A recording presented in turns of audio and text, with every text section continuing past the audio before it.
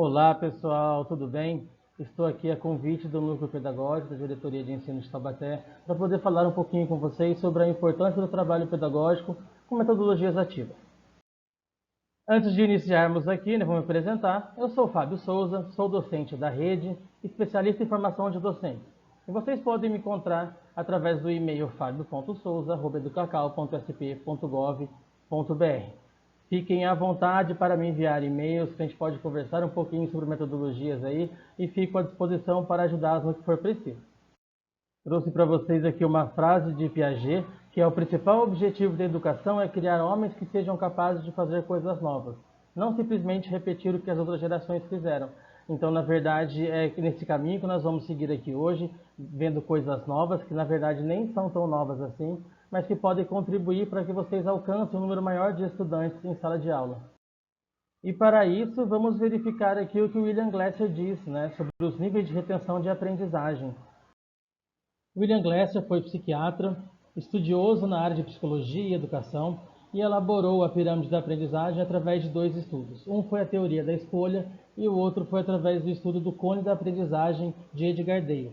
Então ele se baseou nesses dois estudos para poder criar essa nova abordagem, que é uma abordagem pedagógica a fim de evidenciar os níveis de retenção de aprendizagem de um indivíduo de acordo com a forma com que ele se relaciona com o conteúdo. Então, se a gente for parar para pensar, lá no ensino tradicional, onde o aprendizado do estudante é passivo, ele é um sujeito passivo da aprendizagem, do qual ele depende totalmente do conhecimento do professor, ele faz leitura, escuta e vê o que, observa a aula, ele retém no máximo 50% do que ele aprende. E através do aprendizado ativo, da aprendizagem ativa, no qual o estudante passa a ser o sujeito ativo da própria aprendizagem, ele tem um nível de retenção muito maior, que vai de 50% até 95% de retenção de conhecimento, de aprendizagem. Então, de acordo com a pirâmide aqui, se a gente for parar para pensar, fazendo uso de metodologias ativas, proporcionando esse aprendizado ativo para o estudante, ele ser o protagonista da própria aprendizagem, a gente faz com que a retenção do conhecimento por ele seja muito maior. Então, a metodologia ativa favorece isso também. Então, o uso de metodologias ativas permite que o estudante deixe de ser o agente passivo no processo de aprendizagem para ser o ativo, ou seja, ele participa efetivamente da construção do próprio conhecimento. Então, ele passa a ser o sujeito ativo ali da própria aprendizagem. Formação integral do estudante, o que é muito importante para a gente, que traz a BNCC e também o currículo paulista, e as metodologias ativas como um potencializador dessa formação integral do estudante. Então, aqui as diferenças do ensino tradicional e metodologia ativa, que no ensino tradicional os alunos são agentes passivos do conhecimento do professor. O professor chega em sala de aula, transmite aquele conhecimento, que muitas vezes nem é absorvido pelo estudante, então ele não chega a ser conhecimento para o estudante. E também a metodologia ativa, que os alunos participam da construção do conhecimento, com o apoio dos docentes, que agem como mediadores, ou seja, o estudante, ele é o sujeito ativo ali da retenção do conhecimento dele. É a diferença com o modelo tradicional. Então, através dos recursos tecnológicos que a metodologia ativa pode fazer uso, isso aumenta o interesse e o engajamento dos estudantes em sala de aula. A formação integral do estudante, isso a BNCC traz, o próprio currículo paulista traz, a importância dessa formação integral do estudante, que ele precisa se desenvolver em vários aspectos, não só cognitivos, mas também socioemocionais e físicos. Então, a gente precisa despertar no estudante a ação de aprender. Ele tem que parar de ser aquele sujeito passivo e passar a ser o sujeito ativo, o protagonista da própria aprendizagem. E assim ele vai se desenvolvendo em vários aspectos, não só cognitivo, quanto aspectos socioemocionais e aspectos físicos. Eu trouxe aqui para vocês no próximo slide, como a metodologia ativa contribui com o desenvolvimento integral do estudante. Os aspectos cognitivos, aspectos socioemocionais e aspectos físicos, eles são indissociáveis. Eles sempre estão sendo desenvolvidos ao mesmo tempo. Porém, no ensino tradicional, os aspectos cognitivos são os que são mais desenvolvidos, não deixando de lado os outros dois, claro. porém numa parte menor, vamos dizer assim. Já com a metodologia ativa, né, ele tem a potencialização disso. Ela potencializa o desenvolvimento dos 3 aspectos, trazendo para a gente o desenvolvimento integral do estudante. Personalização da aprendizagem, esse termo que é muito usado, é muito interessante. Por quê? A metodologia ativa favorece isso. Eu consigo trabalhar com o ensino personalizado. Eu consigo trazer coisas novas para um estudante de forma individual, também para os pares, para grupos de estudantes, tá? Posso dividi-los em pares, em grupos. Dependendo da metodologia que eu for aplicar, eu consigo trabalhar com a personalização da aprendizagem. E não só trabalhando de forma individualizada e também em grupos, mas eu posso pensar numa aplicação de metodologia de acordo com uma turma específica, por exemplo. Né? A gente tem que ver as necessidades, os interesses desses estudantes, né? O que pode ser desenvolvido ali por eles. A gente consegue trazer coisas que fazem mais sentido para esses estudantes. Então, o que favorece um pouco ali o trabalho com eles se tornam um pouco mais engajados, né? É mais interessante para a gente aprender exatamente o que faz sentido para a gente, não é? Metodologias ativas presentes nos mapas, no nosso material, né? E metodologias que favorecem a aprendizagem ativa. Esse é o mapa, que é o material de apoio ao planejamento e práticas de aprofundamento, que é uma ferramenta elaborada com a aplicação de diferentes metodologias ativas. Quem aí trabalha com o novo ensino médio, itinerários formativos, já conhecem bem esse material. Ele traz diversas sugestões, né, de atividades, utilizando metodologias ativas, o que é muito interessante. O que eu acho importante falar para vocês é: estudem todo esse material. É importante ler todo esse material antes de planejar as aulas. Não é interessante ler apenas a atividade que vai ser aplicada em sala de aula, e sim ver as próximas também, porque traz uma certa continuidade. A aplicação da metodologia, às vezes, ela é continuada ou ela é puxada novamente num outro conteúdo, então é legal fazer a leitura de todo esse material antes para poder se planejar bem para as aulas, tá? Então vamos entender um pouquinho essa diferença. Na verdade, a diferença entre metodologias ativas e metodologias que favorecem a aprendizagem ativa do estudante. Eu coloquei ali no início dessa etapa aqui, que na verdade é o seguinte: metodologias ativas, elas surgiram, né, com a intenção de aperfeiçoar o ensino. Então, independente do componente que está sendo utilizado, ela surgiu com essa intenção. Então, são metodologias que foram criadas para a educação, para este fim, tá?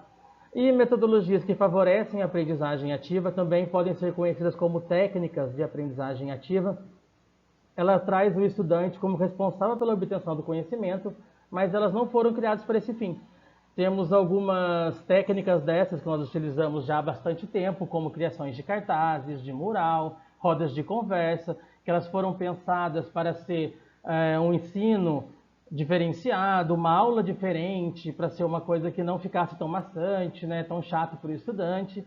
E também muitas das metodologias e técnicas dessas que nós utilizamos, elas foram criadas por empresas, né? O pessoal de marketing e publicidade que criou, que é utilizado dentro de empresas, e que muitas vezes essas técnicas elas foram, né, adaptadas para a educação. Então a gente vai ver algumas delas aqui para frente, tá? Eu trouxe para vocês um estudo que eu fiz sobre as metodologias que mais aparecem no mapa, né? Então foi tanto da UC1 quanto o C2 e o C3, tá? Não verifiquei o C4, nem 5 nem 6, porém acredito que também apareçam bastante essas metodologias lá. E eu trouxe a primeira delas, a sala de aula invertida, que eu acho que talvez seja a que vocês mais conhecem, a mais falada aí, né? É a sala de aula invertida. Ela sim é uma metodologia ativa propriamente dita, que ela é uma metodologia que foi criada para este fim, para uma aplicação na educação, tá? E além disso, ela é uma metodologia criada para o ensino híbrido, né? É importante a gente dizer isso aqui, porque assim, se ela foi criada para o ensino híbrido, quer dizer que parte dela é feita em sala de aula, por exemplo, e a parte que é a sala de aula invertida, né, propriamente dita, ela é feita através de tecnologia. Então a gente tem que inserir aí o computador, né, o celular, a internet de preferência. Claro que tudo isso pode ser adaptado, tá? E como funciona essa metodologia? Então, o professor ele tem que planejar as suas próximas aulas, saber o que vai acontecer na próxima aula, para, numa aula antes, né, anterior a essa, de aplicar essa metodologia ativa, a sala de aula invertida, ele já converse com os estudantes e já faça a proposta para eles. Aí eu preciso que para a próxima aula vocês já cheguem preparados, vocês vão ter que estudar tal coisa e tal coisa, vocês vão pesquisar sobre isso, sobre aquilo, então ele já traz já prepara o estudante para a próxima aula, já faz aquela solicitação de pesquisa, de vídeo, de jogos, tudo isso no sentido de melhorar a sua próxima aula, de trazer mais informações. Então o estudante, ao invés do que acontece numa sala de aula tradicional, que ele vai ter pegar aquele conhecimento do professor e aplicar ali num exercício, ou talvez até em casa, né, numa atividade, aqui acontece diferente. Aqui o professor ele solicita essa pesquisa, conhecer esse material antes, né, essa é a proposta, e para que ele chegue em sala de aula e consiga fazer os exercícios e continue aquela proposta que ele fez em casa ali em sala de aula. Então o estudante verifica o conteúdo antes de chegar em sala de aula e lá ele aplica esse conteúdo. Então, é importante que essa verificação, nessa pesquisa, isso que acontece antes da aula, seja feito com o uso de internet, de computador, de celular, justamente por ser uma metodologia voltada para o ensino híbrido. Claro que tudo isso pode ser adaptado, nós sabemos as realidades das nossas escolas, né? Então, muitos alunos também não possuem internet, esse tipo de coisa, então pode ser adaptado. O professor ele pode fazer uma curadoria do material, trazer isso para os estudantes, para que eles se preparem para a próxima aula. Então, verificando essa imagem que acontece numa sala de aula tradicional, né, que é construir o conhecimento na sala e aplicar sozinho em casa. Então, o professor traz esse conhecimento para os estudantes, ensina eles ali e em casa ele aplica. Ele faz a tarefa, realiza os exercícios em casa. Já na sala de aula invertida, a construção do conhecimento acontece em casa, então é aquela leitura prévia, aquela pesquisa, visualização de vídeos, esse tipo de coisa que o estudante faz em casa antes, e na sala de aula ele aplica esse conhecimento. Normalmente em grupos, né, na sua equipe, e o professor faz as intervenções necessárias ali, ele fica como mediador. Então a aplicação desse conteúdo é feita em sala de aula através de alguns exercícios e atividades ali, no qual o professor fica ali para auxiliar esses estudantes. Também trouxe para vocês a rotação por estações, que eu acho que também é uma bem conhecida aí. Talvez essas duas sejam as mais conhecidas entre vocês. Rotação por estações também é uma metodologia ativa, propriamente dita, ela foi criada para a educação. Tá? Também é uma metodologia voltada para o ensino híbrido, então é uma metodologia que a gente precisa aplicar a tecnologia, fazer uso dela, ter uma etapa no qual os estudantes vão utilizar o computador, o celular ou a internet, então isso precisa acontecer nessa metodologia.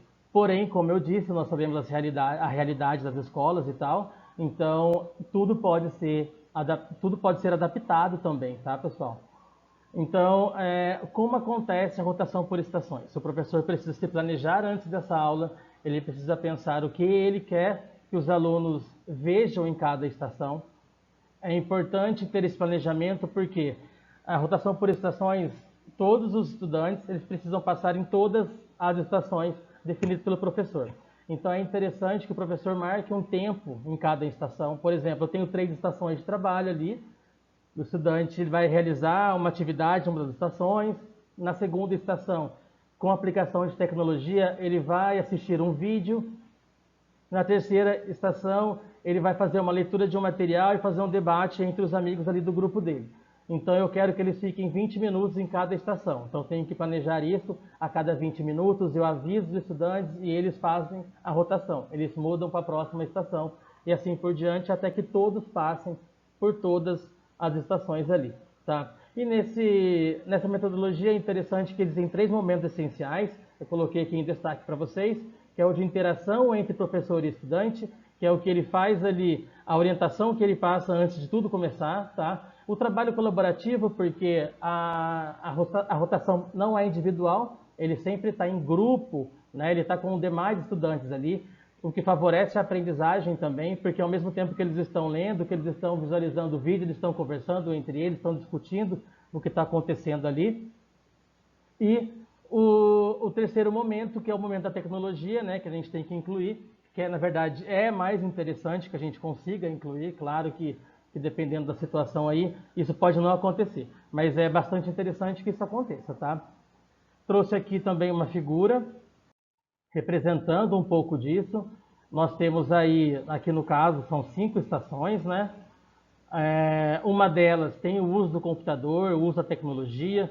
Uma delas o professor mesmo está passando ali num data show, sei lá, alguma explicação para os estudantes, tá? Então isso também pode acontecer, pode ter uma estação no qual o professor vai passar uma explicação, vai passar um vídeo, vai fazer uma coisa diferente ali com o estudante. Por isso que tem que ser planejado, tá? Eu não posso chegar na aula, acabei de ver no mapa que vai ter uma rotação por estações, então eu vou aplicar isso em sala de aula e ela não vai funcionar, gente. Precisa do planejamento. A gente tem que saber o que vai ter dentro de cada estação direitinho, o tempo que os estudantes vão demorar em cada estação. Dependendo, eu tenho uma estação, tem um vídeo de 10 minutos. Depois, na outra, eu tenho uma leitura de um texto de 15 folhas que o estudante vai demorar no mínimo 20 minutos. Então, eu não posso falar para eles mudarem, né, fazer a rotação em 10 minutos, sendo que o outro grupo precisa de 20 para fazer a leitura daquele texto. Então, tem que ser muito bem organizado para que funcione direitinho. Aqui eu trouxe para vocês o diário de bordo, ou então o caderno de registros. Ele aparece muito nos mapas, né? Na verdade, quase em todos os mapas, quase em todas as unidades eles aparecem, em todos os componentes lá também. O diário de bordo, na verdade, é um caderno mesmo de registro, no qual o estudante ele vai fazer o registro do que está acontecendo ali naquela aula. Pode ser ao final da aula, o professor solicita para que o estudante pegue aquele caderno de registro, né, aquele diário, e faça os registros do que ele vivenciou ali. Eu trouxe aqui também para vocês falando que pode ser, por exemplo, criar um diário não precisa ser uma atividade complexa. O estudante pode usar um caderno para realizar as anotações, criar um documento digital ou até mesmo usar técnicas de bullet journal. Então, esse diário, né, de bordo, ele não precisa ser físico, ele pode ser digital também. Aí fica de acordo com o que o professor conversar com os estudantes em sala de aula. Essas técnicas de bullet journal, por exemplo, é aquela aplicação de letras diferentes, fazer mapas mentais, utilizar todos os espaços daquele diário, né, de forma diferenciada, no qual o estudante pode fazer colorido, com imagens. Então, é uma coisa que agrada os estudantes, né? Então, eles gostam mais de fazer dessa forma. Não é só um caderno em branco no qual ele vai fazer as anotações. Então, o professor também ele pode desenvolver isso com o estudante nas primeiras aulas, para que depois eles continuem sozinhos, né? E os mapas trazem muito essa metodologia. E o que é importante ter no registro, né, do diário de bordo? A data, horário, o local da atividade, porque às vezes essa aula pode acontecer fora da sala de aula, então é interessante que o aluno anote isso também. Descrição dessa aula, o que aconteceu, quais foram os objetivos dessa aula que ele vivenciou ali, e ele pode fazer análise e comentários disso daí que ele vivenciou. Ele pode falar se aquilo agradou ele ou não, ele pode anotar o que ele aprendeu, e também a partir do momento que o estudante está anotando ali, ele está relembrando o que ele vivenciou, isso ajuda muito na aprendizagem dele. Eu trouxe aqui uma imagem, ela não é na verdade, de um diário, né, de bordo da educação, ela é uma imagem de um bullet journal. Então, só para trazer para vocês que no caso do bullet, né, ele pode ser feito colagens, ali tem post-it, tem o texto, usa fontes diferentes, né, escreve com letras diferentes. Também tem o mapa mental ali ao lado, que o estudante ele pode fazer esse mapa mental se ele tiver essa facilidade, né, de pegar o conteúdo que ele aprendeu ali e colocar dentro de um mapa mental. O mapa mental nada mais é, né, do que uma âncora, né? Ele é um gancho, ele puxa ali na nossa memória o que a gente aprendeu, então é interessante que o estudante faça isso também. Então, o diário de bordo ele pode trazer várias outras técnicas, né? Se ele for um diário de bordo digital, tem vários aplicativos que a gente pode utilizar para isso. Um deles é um que chama mural.co, é muito legal. Até peço para que vocês vejam esse site. Então, que pode ser feito mapa mental, mural digital e pode ser criado também o diário de bordo ali dentro. Caso os estudantes não queiram ter esse caderno não dê certo, que façam de forma física. Então a gente também tem a opção de fazer ele de forma digital, o que também é muito legal e que os estudantes ficam muito interessados em fazer. Esse é o método do aquário, ele é mais conhecido com o nome inglês, né, o método do Fishbowl. É uma metodologia que favorece a aprendizagem ativa do estudante. Ela não é uma metodologia ativa propriamente dita, ela não foi criada para este fim, tá? No fim educacional. Ela foi criada na publicidade, né, por grandes empresas nos Estados Unidos e que foi adaptada para a educação. Então, ela é uma metodologia de conversa, ela é diferente porque ela tem uma disposição das cadeiras, tem um jeito certo de fazer, então a gente cria círculos de cadeira, né? O primeiro círculo com de 5 a 8 cadeiras, uma dessas cadeiras tem que ficar vaga, tá? E em volta deles a gente vai fazendo novos círculos de cadeira, o máximo que der, pode ser 2 círculos, 3 círculos, o que a gente for precisar ali no caso, a gente pode adaptar de acordo com o tamanho da sala de aula ou de onde formos aplicar essa técnica, tá? Esse método. Então é o seguinte, o professor ele fica como facilitador, então ele vai trazer temas para a discussão, né? Quem que pode falar nessa discussão? Apenas o pessoal que está no grupo do meio, do centro, no círculo central. Então ali vai ter uma cadeira vazia, por exemplo, se tem um círculo com 5 cadeiras, são 4 pessoas ali, uma das cadeiras ficam vazias e tem os círculos em volta dele, certo? Então o facilitador, que é o professor, ele lança um tema para discussão e quem pode falar é apenas quem está sentado nesse círculo central. E o porquê dessa cadeira vazia? É justamente por causa disso. Porque só pode falar quem está no círculo central. Então, os ouvintes, que são os estudantes que estão nos círculos que estão em volta ali, se um deles quiserem falar alguma coisa, eles têm que levantar da cadeira deles, sentar ali no círculo central, nessa cadeira vazia, para poder falar e participar da conversa. Sentou um estudante ali, está participando da conversa, um outro estudante que já participou pode levantar, ir para o lugar daquele que sentou naquele momento e deixar uma outra cadeira vaga. Sempre tem que haver uma cadeira vaga para que novos estudantes possam ir participando dessas conversas, tá? Aí, de acordo com os temas que o facilitador, no caso o professor, vai soltando ali para eles, né? Vai divulgando, quero que converse sobre o tema tal. O que vocês acham? Então, o professor ele faz aquela mediação, ele traz para o caminho da discussão e os estudantes vão continuando essa conversa ali. Agora eu acho que tá diminuindo, a conversa já não está ficando mais legal, então o facilitador ele pega, traz um outro tema, né, formula um novo tema para que eles comecem a conversar de novo e que novas pessoas podem participar, novos estudantes possam participar ali da conversa. Então eles vão trocando de cadeira sempre que vão falar e vão deixando uma cadeira vaga para o próximo estudante. Eu trouxe aqui talvez fique um pouco mais claro, né, para vocês enxergarem como funciona. Eu trouxe aqui uma imagem que explica um pouquinho sobre isso. Então eu tenho, por exemplo, aqui nessa imagem, 2 círculos. O círculo central de cadeiras tem uma cadeira que fica vaga, né, que é a cadeira do estudante ouvinte que está no círculo de fora. Se ele quer falar alguma coisa, ele levanta da cadeira dele e senta naquela cadeira verde ali e ele pode participar da conversa. Porém, no momento que ele senta naquela cadeira, um outro estudante que está no círculo central levanta, vai para o lugar dele e deixa mais uma cadeira vaga para que um próximo estudante consiga participar também dessa conversa. Ali naquela cadeira azul de fora é onde fica o facilitador, o professor. Né? O professor ele fica olhando de fora, só dando os caminhos ali, trazendo os temas para as discussões, mas ele não participa dessa conversa, tá? Ele só vai puxando a conversa dos alunos, trazendo os temas, dando os caminhos, ok? Trouxe também para vocês aqui a metodologia do Word Café. Ela não é uma metodologia ativa propriamente dita, porque ela não foi criada para a educação, tá? Ela foi criada da seguinte maneira. Na verdade, fora do país, né, nos Estados Unidos e alguns países da Europa, o pessoal tem um costume de fazer grupos de leitura, grupos de estudo. Então, eles se reúnem num café, né, e fazem esses grupos de conversa. Então eles fazem grupos de leitura, por exemplo, nessa semana a gente vai ler o capítulo tal do livro. Então eles se reúnem para poder discutir o capítulo daquele livro, o que eles acharam daquele capítulo, o que eles acham que pode acontecer nos próximos capítulos. Então é aqueles grupos de leitura mesmo, né? Então, esse método foi conhecido como Word Café, porque eles se reúnem exatamente nesses cafés, e foi adaptado para a educação.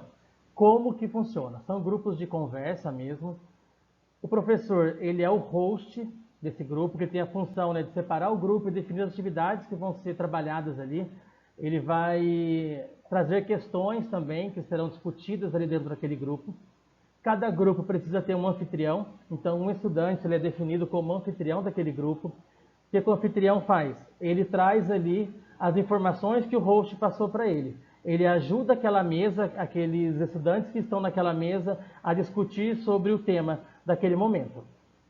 Pode haver também diferentes discussões em cada mesa, então eu posso trazer para cada mesa um tema diferente. Então o anfitrião ele fica ali puxando a conversa para aquele tema. Então os alunos estão discutindo, aí às vezes está fugindo um pouco do tema, estão falando coisas que não é importante naquele momento. O anfitrião, o papel dele é de puxar o pessoal para a conversa de novo, continuar o que estava acontecendo, porque também essas rodadas de mesa, elas têm um tempo definido. O professor precisa planejar bem isso antes do tempo que ele quer em cada mesa.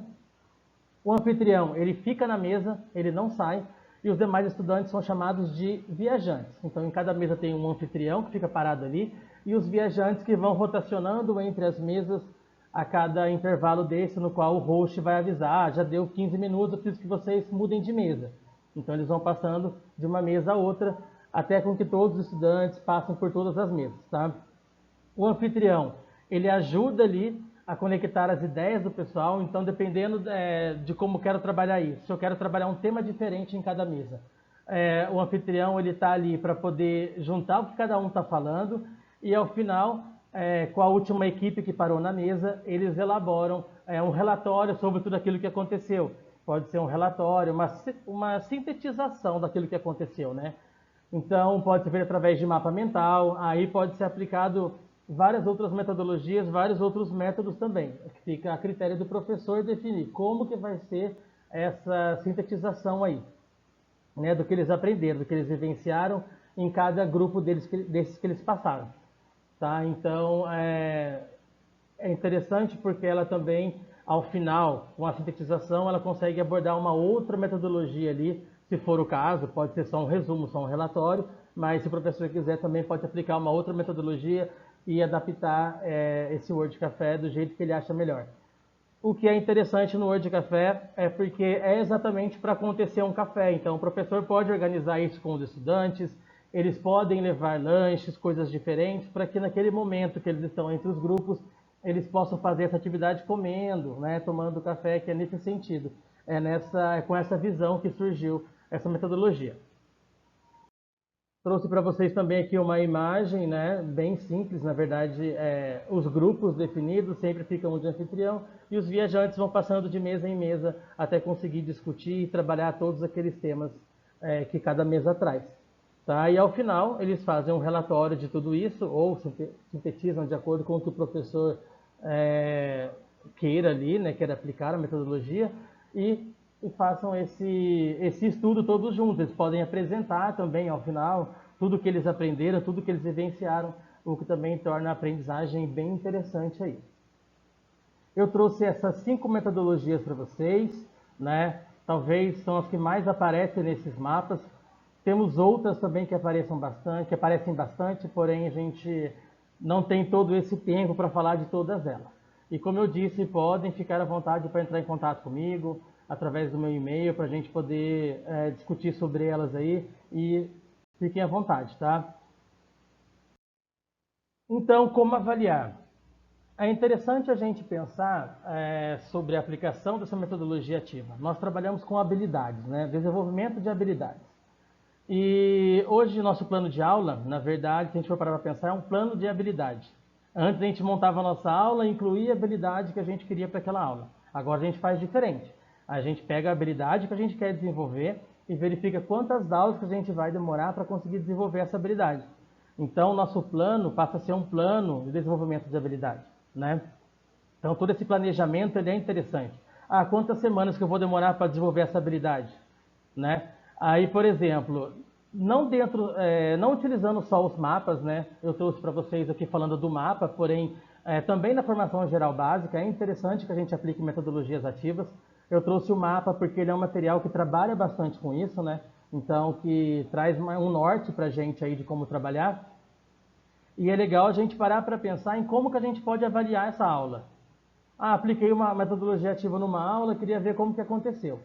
E o importante de trabalhar com metodologia ativa é que ela traz dados para a gente. E quais são esses dados? É exatamente informações se o estudante ele aprendeu ou não, né? Então, se o estudante ele conseguiu desenvolver aquela habilidade totalmente, parcialmente, ou se não conseguiu desenvolver. Porque às vezes eu acho que eu criei uma aula, nossa, a aula está incrível, uma metodologia super legal, porém eu consegui alcançar quantos estudantes? 30% da sala? Então eu preciso rever isso.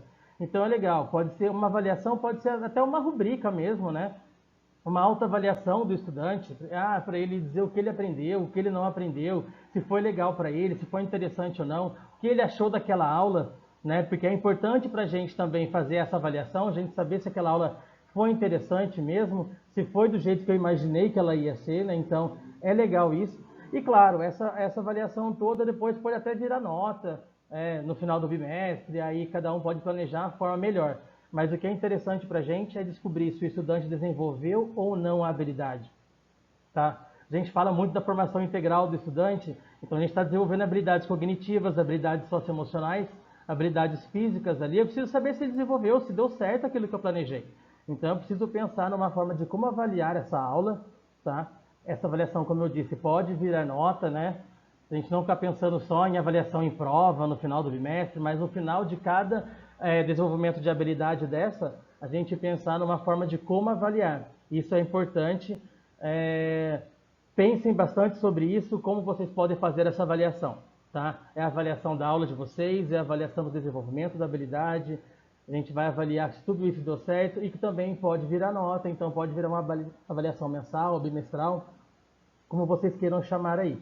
E que é interessante que, a partir do que a gente consegue entender ali, por exemplo, eu só alcancei 30% da minha sala dessa forma. Então, eu preciso trazer esse conteúdo de volta, retornar com esse conteúdo que eu acabei de aplicar. Né? Da forma que eu apliquei, será que deu certo? Nossa, não deu certo? Né? Então, eu preciso trazer isso de volta. Eu preciso trabalhar com eles de uma forma diferente, talvez mais resumida, até mesmo numa aula tradicional, que não é bem o que a gente está querendo aqui, mas dependendo do que a gente está trabalhando, funciona, né? Então, é importante a gente fazer essa reflexão ao final de cada aplicação de metodologia aí, tá? Então, encerrando aqui o nosso papo, trouxe para vocês uma frase aqui de Paulo Freire, que eu também gosto muito, que ensinar não é transferir conhecimento, mas criar as possibilidades para a sua própria produção ou a sua construção. E é exatamente isso que a gente faz aplicando metodologias ativas. Então, o estudante, ele cria, ele constrói o seu conhecimento, ele é o sujeito ativo, ele é o protagonista da própria aprendizagem dele. Tá? O que é muito interessante, o que é muito legal. Então, por favor, o que eu peço para vocês é que vocês estudem os mapas, estudem as metodologias. Tem uma metodologia diferenciada, não sei como ela funciona. Pesquisem ela, não deixem de aplicar. Tudo pode ser adaptado, mas o que é interessante é a gente não adaptar a aula tirando a aplicação da metodologia e transformando ela no ensino tradicional. Não é isso a nossa visão, não é isso que a gente quer. Então, não é interessante, né? Então, a gente pode pegar a metodologia, talvez essa metodologia não é muito legal nesse momento, eu quero aplicar uma outra, então a gente pode adaptar isso. Mas não tirem a metodologia dessa aula, ok? Muito obrigado pelo tempo de vocês. Fica aqui um incentivo, né? Bons estudos e que tudo dê certo, um bom planejamento, um ótimo 2023 para todos nós, né? Tchau, tchau, pessoal.